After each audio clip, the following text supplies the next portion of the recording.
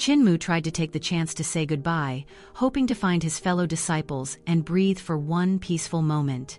But the Guoshi calmly stopped him, as if grabbing a shield and refusing to put it down. Hey friends, welcome back to 3D Cartoon Review, where one careless sentence can shake an empire and one hidden grudge can grow sharp enough to cut a lifetime. Quick question before we begin.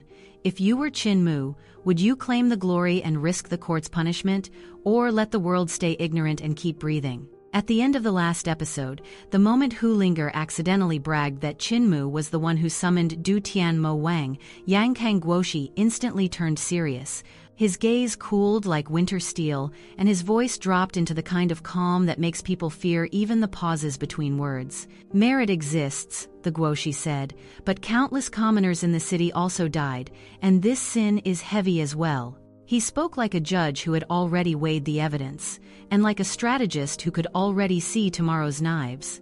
On the battlefield, casualties are unavoidable, he continued, but destroying an entire city means far too many deaths. Even if he wanted to praise the accomplishment, the court would still accuse Qin Mu of slaughtering without mercy. The emperor would be forced to sentence him, the Guoshi said, eyes steady. And after the rebellion ends, they will settle accounts. He didn't promise extermination of the whole family, but he stated one thing clearly. Dismissal and exile were unavoidable. Ling'er hurriedly shut her mouth, her ears drooping, suddenly feeling that every word she spoke turned into a mistake. She looked at Qin Mu with panic, like a child who had dropped a precious bowl and couldn't stop it from shattering. Only then did the Guoshi finally smile, and the smile felt like sunlight breaking through cloud after a storm. That's why, he said softly, I'll suppress this merit and claim we don't know who did it. No merit, he concluded, and also no crime. And the entire balance of life and death tilted back toward safety. Qin Mu felt completely satisfied, because in a world ruled by politics, surviving quietly often beats winning loudly. After pacifying Tianbo Cheng, the Guoshi immediately summoned the great generals, laying out the next move on the empire's vast chessboard. His words were cold, quick, and precise, like pieces snapping into position under an invisible hand. He ordered Guo to deliver two choices to the southern rebels, both sharp, both final. Either they would be executed by imperial law with 9 clans implicated, or they would fight by the rules of the jianghu. Then he dispatched Guo to sweep from east to west in a fan-shaped advance, crushing resistance like a tide of iron. At the same time, he commanded Guogong to strike directly into Da Xiang's lair, aiming for the rebel heart. When the generals dispersed, the Guoshi's true intention finally surfaced, quiet and ruthless like a blade drawn in darkness. He would pretend to nurture injuries, moving slowly on purpose, to lure the snake from its hole. He wanted every rebel force to focus on one goal, assassinating him, so they would gather their elites together and walk into his net.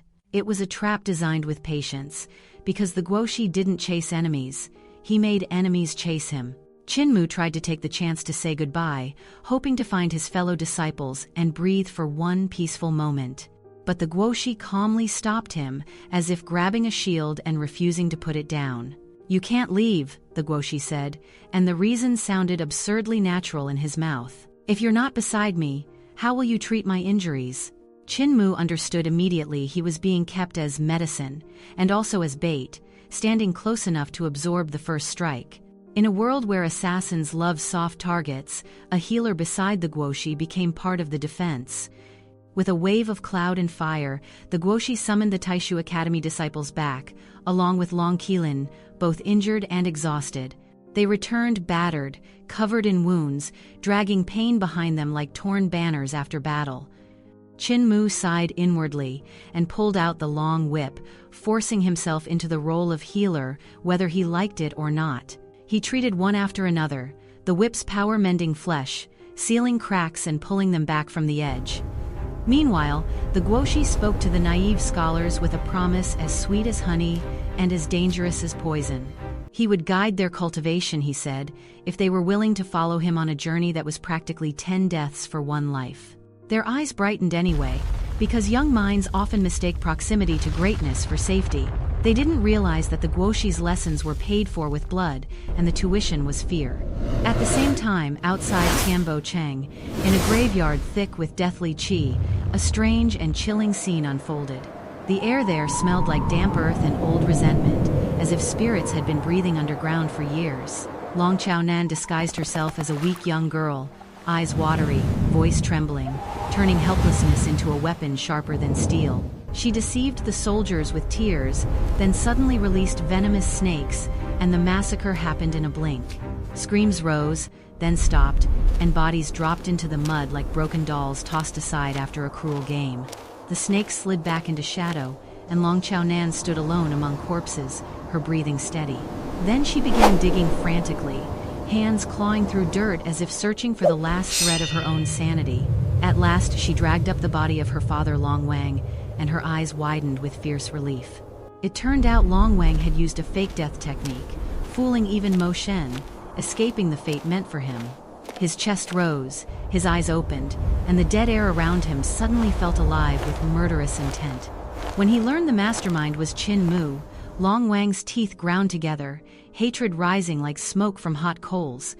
His voice rang out harsh and venomous, "If we know who he is, then it's easy." This great hatred cannot go unanswered, Long Wang swore, and the oath sounded like a curse thrown into the sky. "I must chop him into 100 pieces." Back with the main group, marching deeper into a tiger's den, Qin Mu finally seized a chance to ask the Guoshi something bothering him. Why did the Wuyao realm feel so useless, so powerless, like a title without substance?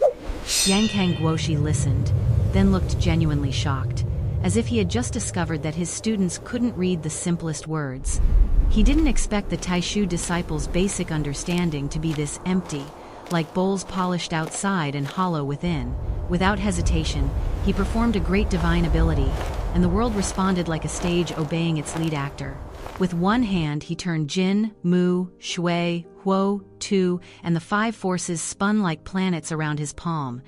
Then he lifted the whole group into the air, letting them fly between clouds, as if walking through an immortal painting. The scholars' mouths fell open, eyes blank, because their useless realm suddenly looked like a tyrant's throne. Seeing their stunned faces, the Guoshi let out a long sigh, disappointed and almost tired. "You scholars," he said, "are too foolish, the worst class I have ever taught." They could only lower their heads and endure the scolding, because facing a genius that appears once in 500 years, excuses become meaningless. Qin Mu listened carefully, because he knew this was rare teaching, painful, but priceless. The Guoshi then attacked their shallow understanding of primordial qi, pointing out the fatal mistake in cultivating the Wuyao Shenzong. His tone became patient, like a master repairing a cracked foundation before the whole house collapses. He explained the gap in cultivation like lines inside a triangle, where tiny differences in angle become enormous distances at the far end. If the foundation was unstable, once they reached Xianxia, opponents could kill them in 1 or 2 moves. To prove his absolute confidence, the Guoshi drew a perfectly straight line across the sky, as clean as a sword slash. Then he declared proudly, "I am this line no matter how strong others become, their angles are smaller than mine." He generously advised Qin Mu and the others to read the manuals of powerful court figures like Wei Guogong and Tianse Shangjiang to strengthen their foundations. Those words struck Qin Mu like sudden lightning, turning confusion into clarity inside his heart. He realized the scattered techniques in the Dayu Tianmo Jing weren't random at all. They were keys, missing pieces, meant to complete realms, to repair flaws, to turn fragments into a whole path. So Qin Mu immediately circulated his heart method, fusing 5 Xingjun true arts into Ba Ti San Dan Gong while walking. He thought silently, Ba Ti San Dan Gong has merit without method, too many gaps, but with Da Yu Tianmo Jing it becomes perfect. On the road, the Guoshi truly embodied teaching without discrimination, guiding each person according to their path. He corrected sword moves, explained Buddhist principles, and refined battle techniques with a calm that made hardship feel ordinary. He even taught blade techniques to Lang Nu, never caring about status, because to the Guoshi, usefulness mattered more than pride. The scholars watched, learning that greatness isn't just power, it's also the willingness to build others into sharper weapons. When Ling'er curiously asked about the Yao's cultivation methods, the Guoshi first admitted modestly he hadn't studied them. Then he listened seriously as the little fox explained her insights, treating her words with respect. In only a short moment, he comprehended the logic, then improved Zawoa Linggong in return, completing flaws she didn't even realize existed. For a brief time, teacher and student reversed roles, and both learned from each other. But then something sudden and terrifying happened in the sky above, like the universe choosing Qin Mu for a cruel joke. Countless points of light gathered, pouring straight into Qin Mu's head, forming a blazing red stream. His aura surged violently, and his body began a horrifying mutation, each change arriving like a hammer strike. Bull horns pushed from his skull, his nose flipped and blasted white smoke, and his brows split open into a third eye.